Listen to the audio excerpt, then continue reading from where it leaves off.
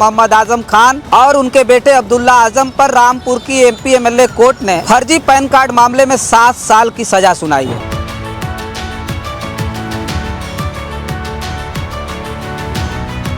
कि अब लोग फिर से चर्चा करने लगे हैं कि क्या आने वाला वक्त आजम खान का फिर से जेल की सलाखों में बीतेगा।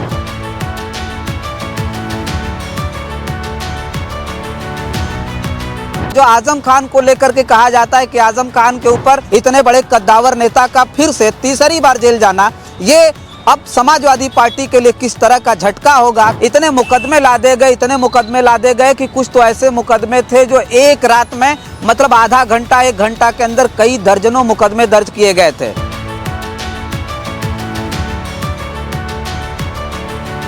साथियों नमस्कार, मैं हूं रजनीश और आप जन आदर्श भारत देख रहे हैं। इस वक्त उत्तर प्रदेश की बहुत बड़ी खबर आ रही है। समाजवादी पार्टी के कद्दावर नेता मोहम्मद आजम खान और उनके बेटे अब्दुल्ला आजम पर रामपुर की एमपी एमएलए कोर्ट ने फर्जी पैन कार्ड मामले में 7 साल की सज़ा सुनाई है। खबर ये आ रही है कि जैसे उन्हें 7 साल की सज़ा सुनाई गई वैसे यूपी पुलिस ने उन्हें हिरासत में ले लिया है। अभी 2 महीने पहले ही आजम खान छूट करके आए थे और उनसे पहले 6 महीने पहले उनके बेटे अब्दुल्ला आजम जो हरदोई जेल में बंद थे वो छूट करके आए थे। हालांकि जो आजम खान थे वो सीतापुर जेल में बंद थे। उनके आने के बाद जिस तरह से समाजवादी खेमे में खुशी का माहौल था वो फिर अब जो है दुख में बदल गया है। मोहम्मद आजम खान को ये जो सज़ा सुनाई गई है, कहा जा रहा है कि एक ही मामले में आजम खान देश के इकलौते ऐसे नेता हैं जो दूसरी बार जेल जा रहे हैं। इससे पहले जो कोर्ट ने सज़ा सुनाई थी उनके बेटे अब्दुल्ला आजम के फर्जी जन्म प्रमाण पत्र को लेकर के, और उसमें जो सज़ा 7 साल की उसमें भी सज़ा सुनाई गई थी। उनमें उनकी पत्नी तंजीम फातिमा, अब अब्दुल्ला आजम उनके बेटे और खुद मोहम्मद आजम खान, तीनों लोग जेल की सलाखों में चले गए थे। लेकिन इस बार फिर जो रामपुर की एमपी एमएलए कोर्ट है वो फर्जी पैन कार्ड के मामले में उन्हें फिर से 7 साल की सज़ा सुनाई है। कहा यह जा रहा है कि अगर उनकी सज़ा 5 साल रही होती तो वो जमानत पर छूट सकते थे, क्योंकि 5 साल वो लगातार जेल में बिता चुके हैं, यानी 5 साल की सज़ा वो काट चुके हैं। लेकिन अब उन्हें 7 साल की सज़ा सुनाई गई है और वो जेल चले जाएंगे। हालांकि रामपुर एमपी एमएलए कोर्ट के इस फैसले के खिलाफ वो हाई कोर्ट में जा सकते हैं। 30 दिन के अंदर हाई कोर्ट में उनके जाने का जो रास्ता है वो साफ है। और ये देखना दिलचस्प होगा कि हाई कोर्ट क्या इस मामले पर एमपी एमएलए कोर्ट जो रामपुर की है उसके फैसले पर स्टे लेती है या फिर कुछ और होता है। लेकिन आजम खान को लेकर के लगातार ये कहा जा रहा है कि आजम खान वो शख्स हैं जिन्हें लगातार जेल की सलाखों के पीछे, जब से सत्ता गई तब से वो सलाखों के पीछे ज़्यादा रहे हैं।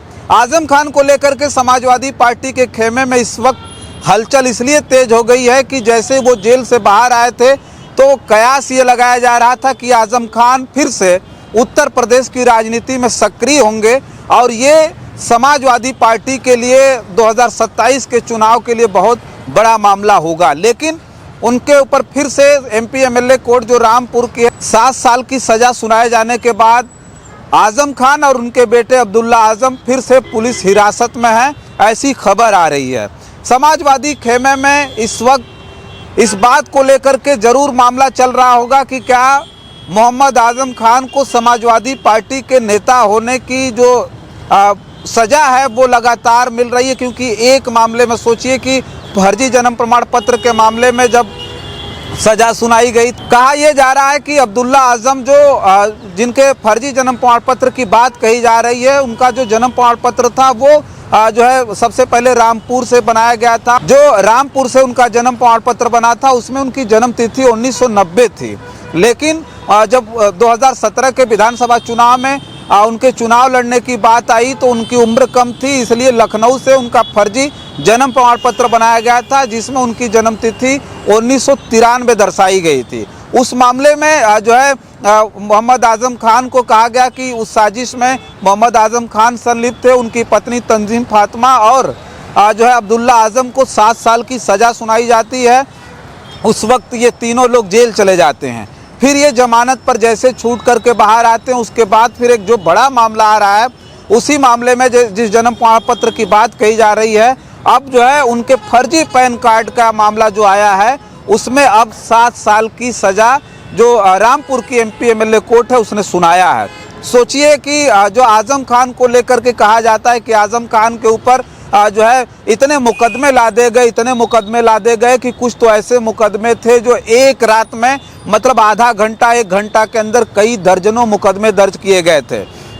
पत्रकार जब बात करते हैं आजम खान से तो आजम खान ने साफ तौर पर ये बात कहा था, जब पत्रकारों ने कहा कि उत्तर प्रदेश की सरकार ये कहती है कि जो गुंडे थे, जो माफिया थे, वो उत्तर प्रदेश छोड़ करके चले गए, तो उस वक्त आजम खान ने ये बयान दिया था कि मैं सबसे बड़ा गुंडा माफिया तो मैं खुद आपके सामने मैं खड़ा हूँ। तो कैसे ये मान ले कि वो जो है प्रदेश छोड़ करके भाग गए या जेल की सलाखों के पीछे हैं। लेकिन अब सोचिए जो आजम खान को लेकर के जो खबरें हैं वो खबर इस तरह की है कि आजम खान को अब फिर से जेल जाकर के और भी जो वक्त है उनका वो जेल के सलाखों के पीछे बीतेगा। हालांकि 2027 चुनाव से पहले आजम खान जेल से जब बाहर आए थे तो ये कहा जा रहा था कि आजम खान के आने के बाद समाजवादी पार्टी को 2027 में काफ़ी मजबूती मिलेगी। लेकिन अब वो सब सारी चीज़ें जो है सब कुछ अधर में रह गई, क्योंकि अब आजम खान फिर से जेल जाएंगे। सोचिए कि जैसे वो जेल से बाहर आए थे तो तमाम जो राजनीतिक विश्लेषक थे, जो पत्रकार थे, वो आजम खान को लेकर के किस तरह की चर्चाएं कर रहे थे। ये कह रहे थे कि आजम खान का जो ताल्लुक है, आजम खान आने वाली जो भविष्य की राजनीति है वो समाजवादी पार्टी के साथ अब नहीं करेंगे, वो दूसरे जो है दलों में जा सकते हैं और दूसरे दलों में जा कर के वो आगे की राजनीति करेंगे। लेकिन अखिलेश यादव उनसे मिलने के लिए उनके घर जाते हैं और उससे पहले तमाम ऐसी खबरें आई थी। ये कहा जा रहा था उत्तर प्रदेश में कि जब आजम खान जेल गए तो समाजवादी पार्टी या फिर उसके मुखिया अखिलेश यादव जो है आजम खान का कभी साथ नहीं दिए, उस तरह से साथ नहीं दिए जिस तरह से उन्हें साथ की आवश्यकता थी। लेकिन आजम खान के छूटने के बाद अखिलेश यादव उनके घर जाते हैं, उनसे मुलाकात करते हैं। मुलाकात के वक्त भी बहुत सारी खबरें उड़ी, कहा गया कि आजम खान बहुत जो है मतलब दिल से उनसे मुलाकात उन्होंने नहीं की। उन्होंने साफ तौर पे ये कह दिया था कि मैं मिलूंगा तो केवल अखिलेश यादव से मिलूंगा। ये भी खबर आई कि जब अखिलेश यादव उनसे मिलने गए थे तो उनके बेटे अब्दुल्ला आजम और उनकी पत्नी तंजीम फातिमा नहीं मिली, केवल आजम खान मिले। लेकिन खुद आजम खान बताते हैं कि उनके जो बेटे थे और उनकी पत्नी वो इलाज के लिए बाहर चले गए थे। लेकिन सोचिए कि उसके बाद अभी हाल ही में आजम खान अखिलेश यादव से मिलने के लिए उनके आवास पहुंचे थे, अब्दुल्ला आजम को ले करके आए थे और दोनों लोगों ने अखिलेश यादव से मुलाकात की थी।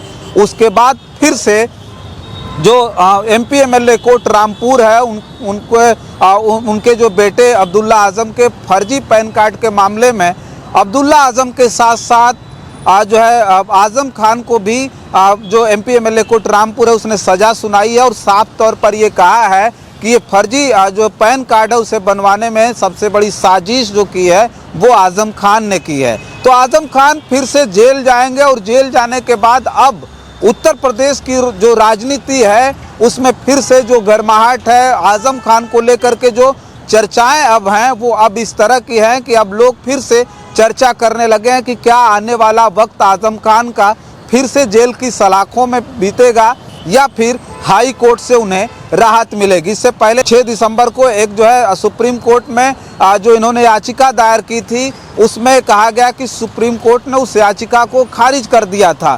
तो आगे ये कयास लगाए जा रहे हैं कि हो सकता है कि सुप्रीम कोर्ट ने जब इनकी याचिका खारिज की थी तो हाई कोर्ट से शायद आजम खान और उनके परिवार को राहत न मिले। लेकिन फिर जो रास्ता है उनको हाई कोर्ट जाने का वो बिल्कुल खुला हुआ है। आजम खान और उनके बेटे अब्दुल्ला आजम वो हाई कोर्ट जा सकते हैं।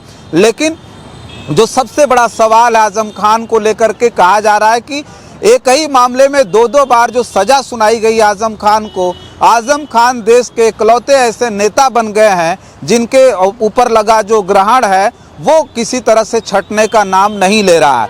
आजम खान और उनके बेटे अब्दुल्ला आजम जेल जाएंगे और जेल जाने के बाद उत्तर प्रदेश की जो सियासी तस्वीर है वो कैसी होगी, क्योंकि 2027 के चुनाव को लेकर के समाजवादी पार्टी और उसके मुखिया पूरी तरह से तैयारी कर रहे हैं। लेकिन इस तैयारी के बीच इतने बड़े कद्दावर नेता का फिर से तीसरी बार जेल जाना ये अब समाजवादी पार्टी के लिए किस तरह का झटका होगा, आने वाले वक्त में समाजवादी पार्टी किस तरह से बगैर आजम खान जैसे कद्दावर नेता के फील्ड में मैदान में उतर करके 2027 का सफ़र पूरा करेगी, ये देखना बड़ा दिलचस्प होगा। फिलहाल इस वीडियो में इतना ही। बहुत सारी खबरें लेकर के आपके बीच में हाजिर होंगे। हमारी इस खबर पर आपकी क्या प्रतिक्रिया है, कमेंट बॉक्स में ज़रूर लिख करके बताइएगा। बहुत बहुत धन्यवाद।